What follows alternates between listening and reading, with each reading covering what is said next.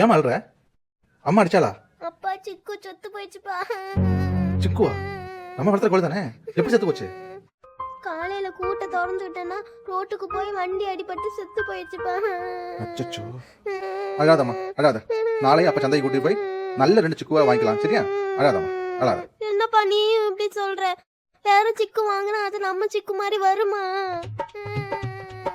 அச்சச்சோ, பாசக்கார பிள்ளையா இருக்காளே, நான் இப்ப என்ன பண்ணுவேன்? என்னங்க? என்ன? கோழி குழம்பு ரெடி ஆயிடுச்சு, சாப்பிட வாங்க.